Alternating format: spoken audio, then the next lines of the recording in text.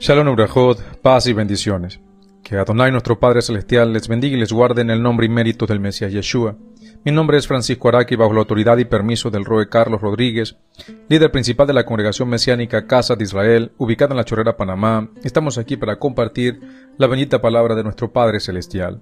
Tengan un bendecido día en este Yom Shelishi, día tercero de la semana, que corresponde al día 10 del mes primero, el mes de Aviv, que es el día 8 de abril del 2025. Estamos en el estudio y comentarios del tercer libro de la Torá, el libro de Vaikra, de Levítico, de la parashá número 25, que tiene por nombre Tzav, que significa ordena. Y vamos a estudiar la tercera aliyá que se encuentra en el Sefer Vaikra, el libro de Levítico, capítulo 6, verso 24, hasta el capítulo 7, verso 10. Y acompáñenme a hacer la bendición. Baruch atah Adonai Eloheinu melech haolam, Asher Bahar Banu Mikol Ha'amin Benatan Lanu et Torato, Baruch atah Adonai Noten HaTorah. Bendito eres tú, Adonai, nuestro Elohim, Rey del universo, que nos has elegido de entre todas las naciones y nos has dado tu Torah. Bendito eres tú, Adonai, que da la Torah. Amén. Amén. Adonai habló a Moshe diciendo: háblale a Aarón y a sus hijos de esta manera. Esta es la ley de la ofrenda por el pecado. La ofrenda por el pecado se inmolará delante de Adonai en el lugar donde se inmola la ofrenda quemada. Es santísima. El sacerdote que la presente como ofrenda por el pecado comerá de ella. Se comerá en el precinto sagrado, en el atrio de la carpa de reunión. Todo lo que toque su carne quedará santificado. Y si algo de su sangre se cae sobre una vestidura, lavarás la parte manchada en el precinto sagrado. Una vasija de barro en la que haya hervido deberá romperse. Si se hirvió en una vasija de cobre, la vasija se raspará y se enjuagará con agua. Solamente los varones de la línea sacerdotal pueden comer de ella. Es santísima, pero no deberá comerse ninguna ofrenda por el pecado de la cual se trae sangre a la carpa de reunión para expiación en el santuario. Esa deberá consumirse en el fuego. Esta es la ley de la ofrenda por la culpa, es santísima. La ofrenda por la culpa se inmolará en el lugar donde se inmola la ofrenda quemada, y la sangre se rociará en todos los lados del altar. Toda su grasa se ofrecerá, la cola gorda, la grasa que cubre las entrañas, los dos riñones, y la grasa que hay sobre ellos en los lomos, y la protuberancia del hígado, que se quitará con los riñones. El sacerdote los convertirá en humo sobre el altar como ofrenda encendida para Adonai. Es una ofrenda por la culpa. Solamente los varones en la línea sacerdotal pueden comer de ella. Se comerá en el precinto sagrado, es santísima. La ofrenda por la culpa es como la ofrenda por el pecado. La misma regla aplica a las dos. Le pertenecerá al sacerdote que hace expiación con ella. Así también el sacerdote que presenta la ofrenda quemada de un hombre retendrá la piel de la ofrenda quemada que presente. Además, toda ofrenda de comida que se cueza en un horno y toda la que se prepare en una olla o en una sartén le pertenecerán al sacerdote que la presente. Pero toda otra ofrenda de comida mezclada con aceite o seca irá a los hijos de Aarón, todas por igual. Baruch atah Adonai Eloheinu melech haolam, asher natan lanu Torah emet, bechaye olam natan betocheinu. Baruch atah Adonai noten HaTorah. Bendito eres tú, Adonai, nuestro Elohim, Rey del universo, que nos has dado la Torah de verdad y que implantaste vida eterna dentro de nosotros. Bendito eres tú, Adonai, que da la Torah. Amén. Amén. Amada familia, hoy continuamos con la tercera aliyá de la parashá Tzav, la parashá número 25 de nuestro ciclo anual de lectura. Y esta aliyá nos lleva al corazón del servicio en el Mishkan, en la carpa de reunión, también conocida como el tabernáculo, y a los detalles de la Hatat, es decir, la ofrenda por el pecado, y en su expresión más sagrada, dice la escritura Kodesh Kadashim, o Kodashim, santidad de santidades, si se puede decir, o el lugar santísimo. Recordemos que las dos primeras aliyot de esta parashá ya nos han instruido sobre varias ofrendas. El Olá, ¿sí? Que el holocausto completamente quemado para Adonai, la Minjá, que es la ofrenda vegetal, y también detalles sobre la permanencia del fuego sobre el altar, el cual no debía apagarse. En ella aprendimos la importancia del orden en el servicio, del fuego eterno y del rol del Cohen, es decir, el sacerdote como mediador entre el pueblo y Adonai. Ahora llegamos a la Hatat, la ofrenda por el pecado, cuya dimensión es más profunda que simplemente un acto externo de reparación. Aquí la Torá nos lleva al corazón de la expiación, la santidad y la delicadeza del servicio sacerdotal. Y en esta porción de esta ofrenda está en Vayikra, en Levítico 6 del 24 al 30. Y aquí comienza un nuevo grupo de leyes sobre el sacrificio de pecado. Pero es clave notar que no se repite el verbo sav, ¿sí?, que dice ordena, como en los otros versos anteriores, sino que se introduce con un tono más directo. Esta es la ley de, lo que marca una instrucción específica al sacerdocio. La frase Kodesh Kodashim es crucial. No se refiere a un lugar geográfico como quizás el lugar santísimo, sino el nivel de santidad del propio sacrificio. Significa que está consagrado exclusivamente para Adonai. Todo contacto con lo sagrado implica transformación o consecuencias. Es decir, aquí no estamos hablando de lugar físico, sino Kodesh Kodashim se llama a esta ofrenda. Dice el verso 26, el sacerdote que la presente como ofrenda por el pecado comerá de ella. Se comerá en el precinto sagrado, en el atrio de la carpa de reunión o del Mishkan, del tabernáculo. Solo el Cohen que ofició puede comerla, y esta es una acción espiritual, no simplemente alimenticia. Comer de lo santo es participar del proceso de expiación y asumir responsabilidades sacerdotales. No se puede hacer en cualquier lugar. Dice, Bemakon Kadosh, en el lugar sagrado. En el Mishkan y luego en el templo, esto correspondía al área del atrio exterior, restringido a los Kohanim para estos fines. Comer esta carne es parte del ritual de elevación y representa que el sacrificio ha sido aceptado por Adonai. En el verso 27 dice, todo lo que toque su carne quedará santificado, y si algo de su sangre cae sobre una vestidura, lavarás la parte manchada en el precinto sagrado. Y aquí vemos el principio de la transferencia de santidad. Lo que entra en contacto con la carne santísima queda consagrado. No puede volver a lo común, es decir, no se puede volver un hol, un alimento común o algo común. Por ello, incluso una gota de sangre en una vestidura debía ser lavada dentro del recinto sagrado donde la santidad habitaba. Y esto demuestra que lo sagrado tiene la capacidad de contagiar santidad, pero también impone restricciones. El contacto no es neutro. El contacto transforma, el contacto consagra, o si se profana puede acarrear consecuencias graves. En el verso 28 se dice, una vasija de barro en la que haya hervido deberá romperse. Si se hirvió en una vasija de cobre, la vasija se raspará y se enjuagará con agua. Y aquí el texto nos enseña sobre la naturaleza de los recipientes y de la absorción ritual. El barro, en hebreo se dice jerez, es poroso y absorbe los jugos del sacrificio. Por eso debe ser quebrado después de usarse, porque ha absorbido lo que es parte de la sangre, eso se puede convertir en impurezas y no puede ser reutilizado. Por otro lado, el cobre es un material que puede limpiarse y purificarse. Y aquí entra el concepto de kashrut kelim, que la pureza ritual de los utensilios, que tiene sus raíces incluso en esta parashá. Ya siguiendo, en el verso 9 dice, solamente los varones en la línea, el verso 29 dice, solamente los varones en la línea sacerdotal pueden comer de ella, es santísima. Y esto refuerza la santidad y el acceso restringido. Solo los varones del linaje sacerdotal, descendientes de Aharón, podían participar de esta carne. La palabra Kohanim se refiere a una línea hereditaria con funciones específicas en el servicio. Y por eso hago la salvedad en este caso. Aquí no se habla de exclusión por desprecio, sino de roles asignados por Elohim para el mantenimiento del orden en lo sagrado. Y este principio también refleja la idea de que no cualquiera puede manipular o acceder a lo más sagrado sin preparación. Continuando, el verso 30 nos dice, pero no deberá comerse ninguna ofrenda por el pecado de la cual se trae sangre a la carpa de reunión para expiación en el santuario. Esa deberá consumirse en el fuego. Y aquí encontramos una distinción clave. Hay dos tipos de hatat.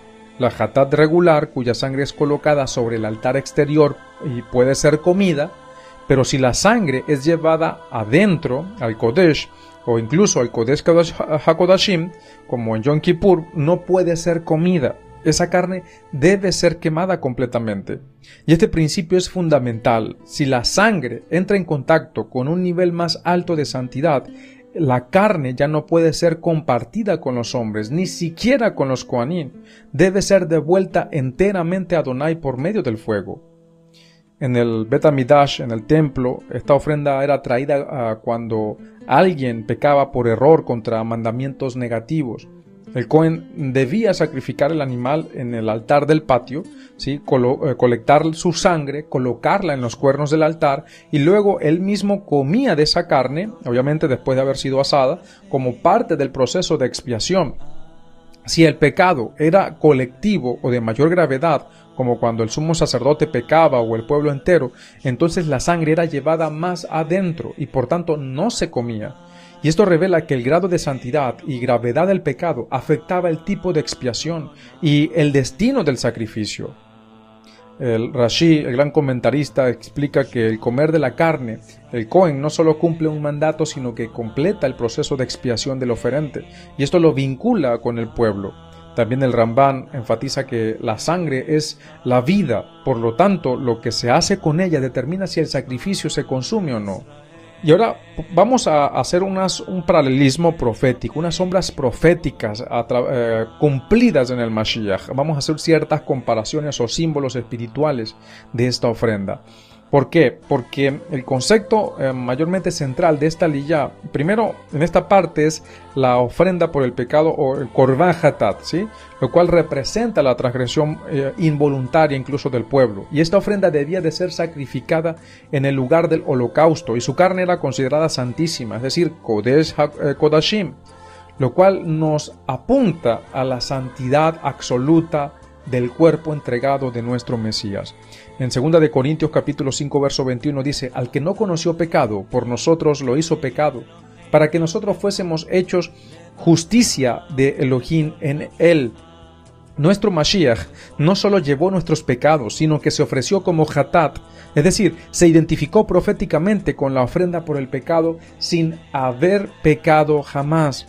También este tipo de ofrenda se debía comer dentro del recinto sagrado, como ya lo hemos estado explicando, porque era un sacrificio íntimo y exclusivo. Solo los sacerdotes podían comer de la carne de la ofrenda hatat y solo dentro del atrio del Mishkan, lo cual muestra la intimidad del sacrificio.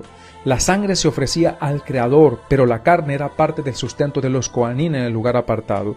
Y esto nos apunta al hecho de que solo quienes han sido santificados pueden participar del sacrificio de nuestro Mesías. Dice en Yohanan, en Juan capítulo 6, versos 53 al 56, verdaderamente les digo, si no comen la carne del Hijo del Hombre y no beben su sangre, no tendrán vida en ustedes, porque mi carne es verdadera comida y mi sangre verdadera bebida. Y esto no es literalismo, ¿sí? Esto no es canibalismo como los adversarios de nuestra fe intentan hacer parecer estos. Esto refleja primero el argot rabínico de ese tiempo, la forma de hablar, comer el cuerpo, y beber la sangre del Mesías. Eso era parte del vocabulario rabínico de la época. Cuando un rabino tenía discípulos, les invitaba a comer de su cuerpo y de su sangre, pero eso no era algo literal. Eso era asimilar la enseñanza y la interpretación de la Torá que este rabino tenía. Cuando nuestro Mesías dice, si ustedes no comen la carne del Hijo del Hombre y no beben su sangre, ustedes no van a tener vida. Porque mi carne es verdadera comida y mi sangre es verdadera bebida. Es decir, que la interpretación que nuestro Mesías estaba dando de la Torá era la verdadera palabra, la verdadera interpretación de la verdad de nuestra sagrada Torá. Eso es lo que se entiende lo que significaba en el vocabulario rabínico de la época. Nuevamente lo digo, esto no es literalismo, esto no es canibalismo, sino una conexión espiritual y profética incluso con la ofrenda.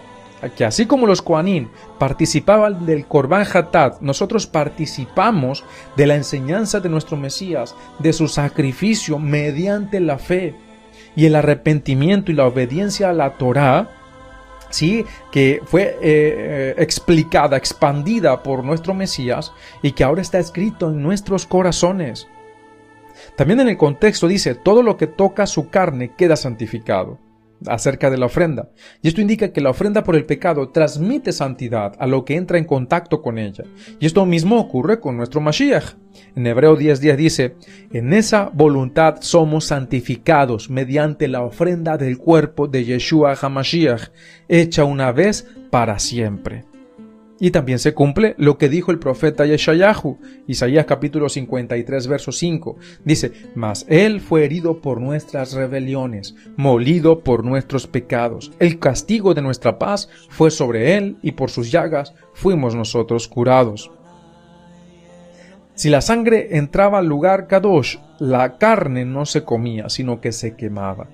Y esto es sumamente revelador. Cuando la sangre de la ofrenda era llevada al lugar santísimo, la carne no podía comerse, pues el sacrificio era exclusivamente para expiación ante Adonai. ¿Y qué pasó con el cuerpo de nuestro Mashiach? ¿Qué pasó con nuestro Mashiach? En Hebreos 13, 11 al 12 dice, porque los cuerpos de aquellos animales cuya sangre a causa del pecado es llevada por el sumo sacerdote al santuario, son quemados fuera del campamento. Por lo cual también Yeshua, para santificar al pueblo, mediante su propia sangre, padeció fuera de la puerta. Y esto es clave. Nuestro Mashiach, su sacrificio, no fue dentro del templo, sino fuera de los muros de Jerusalén, como incluso haciendo el paralelismo y la comparación, como correspondía a la Hatat, cuya sangre es llevada ante Elohim. Qué asombrosa exactitud profética tenemos aquí. También tenemos que la vasija de barro era quebrada. La vasija de barro donde se hervía la carne debía ser quebrada, mientras que las vasijas de metal podían limpiarse. Y esto se relaciona incluso con el cuerpo de nuestro Mashiach. En 2 de Corintios, capítulo 4, verso 7 dice, tenemos este tesoro en vasijas de barro, para que la excelencia del poder sea de Elohim y no de nosotros. Nuestro Mashiach, tomando forma de siervo, se hizo carne. Y lo comparamos con esa vasija de barro, y su cuerpo fue entregado a la muerte, quebrantado como esta vasija, para que nosotros, limpios en él, pudiéramos ser restaurados. Aunque incluso si nosotros queremos ver su sacrificio, lo relacionamos mucho más con el sacrificio de Pesaj, porque todo el evento profético sucedió en el día de Pesaj. Y aunque Pesaj no implica un hatat en su forma ritual, ambos sacrificios apuntan a la redención mediante sangre. Nuestro Mashiach fue inmolado en Pesaj, en el mismo día en que se sacrificaban los corderos de Pesaj, los corderos pascuales. ¿Sí? Y como en Pesaj no se debía dejar nada del cordero hasta la mañana, todo debía consumirse por fuego, lo mismo ocurre con el hatat, cuya sangre entra en el santuario. Nuestro Mashiach cumplió ambos roles proféticos, el cordero sin defecto, que protege al primogénito con su sangre, y el sacrificio por el pecado, que es completamente entregado a Adonai fuera del campamento. Toda esta porción no es simplemente un manual sacerdotal, sino una profunda sombra del sacrificio de nuestro Mesías, revelada en cada detalle. Desde su cuerpo santo, su sangre expiatoria, la santidad que transmite, el lugar de su sacrificio, hasta la manera en que debía ser tratado ese cuerpo, todo prefigura a nuestro Mesías Yeshua. Los emisarios, los shaliachim, también conocidos como los apóstoles, no dudaron en reconocerlo y nos dejaron el testimonio de que el Mesías cumplió cada parte de la Torá con exactitud y perfección, no para abolirla, sino para llenarla de significado y plenitud y enseñarnos la verdadera interpretación de la Torá.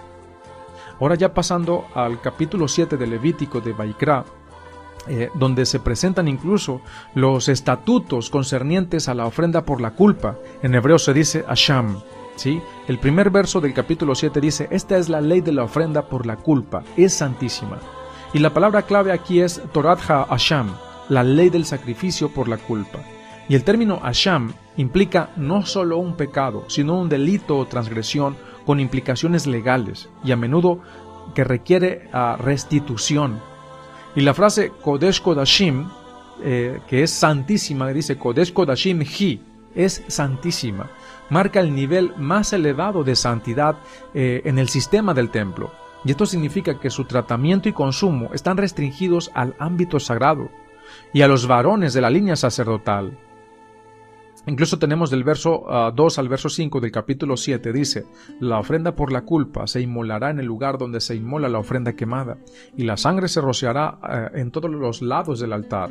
Toda su grasa se ofrecerá, la cola gorda, la grasa que cubre las entrañas, los dos riñones y la grasa que hay sobre ellos en los lomos, y la protuberancia del hígado que se quitará con los riñones. El sacerdote las convertirá en humo sobre el altar como ofrenda encendida para Adonai. Es una ofrenda por la culpa. Y este procedimiento refleja paralelismo con el sacrificio Hatat, es decir, con la ofrenda por el pecado que ya estuvimos hablando. Sin embargo, el Korban Hasham, la ofrenda del Hasham, de la culpa, responde a pecados específicos, como la apropiación indebida de objetos consagrados o el juramento falso con intención de engañar. El lugar del sacrificio es el mismo que el del Olá, el altar de cobre, ¿sí? El Mizbeach HaNehoshet, que estaba en el patio del Mishkan. Y el rociado de la sangre en todos los lados del altar representa la expiación completa y la restitución ante nuestro Padre Celestial. Y aquí tenemos el término Helev. Helev, traducido como grasa, es específico. Se refiere a la grasa protectora interna que es considerada inapropiada para el consumo humano, pero agradable para ser ofrecida a nuestro Padre Celestial. El humo de esta grasa sube como olor grato. Recordemos la frase Reach Nihoach, es olor grato, un símbolo del apaciguamiento de la culpa y del restablecimiento del orden. El verso 6 dice: solamente los varones en la línea sacerdotal pueden comer de ella. Se comerá en el precinto sagrado. Es santísima. Y este verso subraya las restricciones en cuanto a quién puede consumir la carne del sacrificio. Solo los Kohanim, varones, y solamente dentro del área consagrada, en este caso del tabernáculo o del Mishkan, o en el futuro cuando el templo fue edificado en Jerusalén por el rey Salomón, por el Melech Shlomo. Y aquí se protege la kedushá del sacrificio. El consumo no era un privilegio egoísta, sino parte del servicio mismo. Y al participar de esta carne consagrada, el sacerdote también carga simbólicamente con parte de la culpa del oferente para purificarlo. El verso 7 dice: la misma regla aplica a las dos, le pertenecerá al sacerdote que hace expiación con ella. Y aquí hay una igualdad legal entre Hasham y Hatat, en términos del derecho del sacerdote o las partes comestibles. En la práctica del Bet HaMikdash del templo, esto fomentaba una justa distribución entre los sacerdotes y garantizaba que quienes servían tuvieran provisión para él y para sus familias. Y este verso también reafirma que es el sacerdote que hace la expiación quien recibe la porción, conectando la función espiritual con la recompensa material. Y esto también nos enseña sobre el principio de servicio con propósito. La obra que se realiza en santidad tiene su porción también en esta vida. En el verso 8 se introduce una ley relacionada con el Olá. Aunque toda la carne era completamente consumida por el fuego, la piel quedaba para el sacerdote. Y esta piel tenía valor económico y podía ser usada o también vendida. Y este verso es importante porque refleja la economía interna incluso dentro del Mishkan. No todo era consumido sin dejar rastro. Había provisión incluso en los restos. La piel era como una recompensa material por el servicio. Ya entrando al verso 9, dice: además, toda ofrenda de comida que se cueza en un horno y toda la que se prepare en una olla o en una sartén, le pertenecerá al sacerdote que la presente. Pero toda otra ofrenda de comida mezclada con aceite o seca irá a los hijos de Aarón, todas por igual. Y aquí la Torá nos enseña una regla sobre las minjot, las ofrendas vegetales. Las que se cocinan en horno, olla o sartén, iban al Cohen que las presentaba, pero las no cocidas o mezcladas con aceite se repartían entre todos los sacerdotes. Y esto promueve el equilibrio y la equidad entre los hijos de Aarón. Las responsabilidades del Mishkan eran muchas y cada Cohen tenía turnos y funciones asignadas. Y esta disposición evitaba celos y favoritismo y aseguraba que todos los servidores de Elohim recibieran alimento. En el templo de Jerusalén cada sacrificio seguía este tipo de orden. Había turnos de sacerdotes llamados Mishmarot y cada grupo servía una semana. El sistema de sacrificio no era algo desorganizado ni caótico, sino que seguía una estructura exacta, tanto espiritual como lógica. cada acción, desde el degollar hasta el rociar la sangre y consumir los restos, formaba parte de un sistema que reflejaba la justicia, la misericordia y la santidad de Adonai. Aún los detalles más pequeños, como el destino de una piel o la cocción de una ofrenda, estaban regulados por su instrucción. Y aquí tenemos un paralelismo, una sombra profética relacionada con nuestro Mesías Yeshua. Y esto es importante tomarlo en cuenta, porque aquí estamos haciendo los símbolos y sombras proféticas, extrayendo esas sombras proféticas detrás de todas estas ofrendas. Y aquí vamos con esta ofrenda, la enseñanza profética, ¿sí? La de nuestro Mesías, con o referente a la ofrenda de Hasham, a la ofrenda por la culpa. Y comienza citando nuevamente el verso 1 del capítulo 7 de Vaikra, dice: esta es la Torá del Hasham, ¿sí? Esta es la ley de la ofrenda por la culpa, es santísima. Y la Torá establece aquí que el Hasham, la ofrenda por la culpa, es Kodesh Kodashim, es decir, de lo más sagrado. Y esta distinción no es menor, implica que el sacrificio es ofrecido por delitos graves que involucran una falta directa contra el santuario o contra la propiedad consagrada. Solo el sacerdote puede comerla y solo en un lugar santísimo. Y esto tiene una poderosa resonancia profética.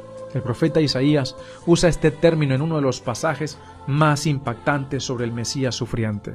Dice Isaías 53:10, Yeshayahu Hanaví dice: cuando hayas hecho de su alma una ofrenda por la culpa, en hebreo allí aparece la palabra Hasham, verá descendencia, prolongará sus días, y la voluntad de Adonai prosperará en su mano.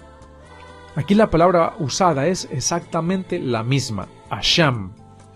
El profeta Yeshayahu profetiza que la vida del Mesías sería ofrecida como Hasham, es decir, como una ofrenda por la culpa, no por pecados personales, pues el siervo es inocente, sino por los pecados de otros. Es el principio de sustitución profética, el inocente por el culpable. Citando nuevamente el verso 2 dice: la ofrenda por la culpa se inmolará en el lugar donde se inmola la ofrenda quemada. El lugar del sacrificio es fundamental. El olá, la ofrenda quemada, se ofrecía en la parte norte del altar. Y según las tradiciones rabínicas y evidencias históricas, el norte del altar representa el juicio. Y este detalle conecta con el sacrificio de nuestro Mesías, que según los relatos fue ejecutado fuera del campamento al norte de Jerusalén, en el Gólgota. Y el autor de la carta a los Hebreos comenta en el capítulo 13, versos 11 al 12, dice: porque los cuerpos de aquellos animales cuya sangre es llevada al lugar santo por el sumo sacerdote como ofrenda por el pecado, son quemados fuera del campamento. Por eso también Yeshua padeció fuera de la puerta para santificar al pueblo con su propia sangre. Y ahora tenemos el verso 3 del capítulo 7 de Vaikra, dice: toda su grasa se ofrecerá. La grasa en hebreo se llama Helev y representa lo más valioso, lo más vigoroso del animal. La Torá prescribe que toda la grasa debe ser quemada completamente sobre el altar. Es para Adonai, no para el hombre. Y esto simboliza que toda la fuerza, gloria y lo más preciado de nuestro Mesías fue entregado completamente al Padre, sin reservas. Y en palabras del emisario Shaul, dice en Efesios capítulo 5 verso 2, se entregó a sí mismo por nosotros como ofrenda y sacrificio fragante a Elohim. Continuando con la narrativa del libro de Levítico capítulo 7, dice: es ofrenda por la culpa, solo los varones de los Coanim pueden comerla en lugar sagrado. Eso está en el verso 5 y 7. La exclusividad de este sacrificio y su consumo en un lugar santo revela que solo aquellos consagrados pueden participar de los beneficios del sacrificio y que no se come fuera del lugar sagrado. Por ejemplo, cuando nuestro Mesías habló de Yohanan capítulo 6 verso 53, donde él habla de comer su carne y beber su sangre, estas palabras escandalizaron a muchos y siguen escandalizando a muchos hoy en día. Pero él hablaba de recibir espiritualmente el fruto de su sacrificio, su vida, su entrega, su enseñanza, su interpretación de la Torá, la redención a través de su sacrificio, la expiación completa. Además, el hecho de que los Kohanim compartían entre ellos del sacrificio nos muestra que aquellos que sirven al pueblo como ministros del pacto deben primero alimentarse espiritualmente del sacrificio del Mesías antes de ministrar a otros. Ahora en el verso 8 dice, el sacerdote que ofrece el sacrificio, ahí es donde estuvimos hablando de que recibiría la piel. En la Torá la piel de la víctima, como vimos, no se quema, es entregada al sacerdote que la presenta. Y esto es notable porque simbólicamente la piel representa la cobertura exterior, lo visible, la vestidura. El hecho de que el sacerdote reciba la piel del sacrificio habla del mérito o cobertura que el sacrificio genera para el que lo presenta. En términos proféticos, nuestro Mashiach se presentó como sacrificio y también como Cohen Hagadol, según el orden de Melquisedec. Por tanto, él mismo es revestido con la gloria del sacrificio que ofreció, y nosotros, como su cuerpo, recibimos la redención de su sacrificio, el revestimiento de esa expiación dada a través de él. Dice Gálatas capítulo 3, verso 27, porque todos los que fueron inmersos en el Mesías se han revestido del Mesías. Y ahora versos del 9 al 10, toda ofrenda de cereal cocida en horno será del sacerdote que la presente. Y aquí la Torá habla de la minjá, las ofrendas de cereales cocidas, que representan las obras y la entrega voluntaria. Nuestro Mashiach no solo ofreció su vida como expiación, sino que vivió una vida entera de obediencia y entrega, como una minjá perfecta. Shaul dice de nuestro Mashiach, a la carta a los de Filipo, los Filipenses capítulo 2 verso 8, se humilló a sí mismo, haciéndose obediente hasta la muerte y muerte en el madero. Amada familia, ¿hemos pensado alguna vez en la profundidad de estas ofrendas que estamos estudiando? ¿No les parece sorprendente que cada detalle de sangre, grasa, fuego, harina y tiempo sea un susurro profético que apunta al sacrificio supremo de nuestro Mesías? En esta tercera aliyá contemplamos, por ejemplo, la ofrenda por la culpa, el Asham, ofrecida por faltas que demandan justicia. Y no fue el caso de nuestro Mesías, quien sin haber cometido falta cargó nuestra culpa como el verdadero Asham, cumpliendo la palabra del profeta Isaías, que dice, cuando su alma se ofreció en expiación por la culpa. ¿Quién más que él pudo presentarse como inocente y sin embargo cargar lo que no le correspondía? ¿Y cómo respondemos nosotros ante tal entrega? ¿Cómo estamos respondiendo ante este sacrificio, ante su sacrificio? Pero no fue solo esta ofrenda la que profetizó de él. Desde el comienzo de esta Parashat Tzav hemos visto desfilar una serie de korbanot, de ofrendas, que nos revelan el carácter y la misión del Mesías. Y vamos a hacer un resumen. La olá, ¿sí? La ofrenda completamente quemada, sin nada para el oferente, como el Mesías que se entregó completamente al Padre sin buscar nada para él mismo. La minjá, la ofrenda vegetal sin levadura, símbolo de una vida sin corrupción ni orgullo, presentada con aceite y con incienso, como la vida pura, llena del ruaj y con olor grato que fue la vida de nuestro Mesías. El hatat, la ofrenda por el pecado, que nos habla del precio de la transgresión, que también fue cumplida por el Mesías al tomar sobre sí nuestro pecado para reconciliarnos con nuestro Padre Celestial.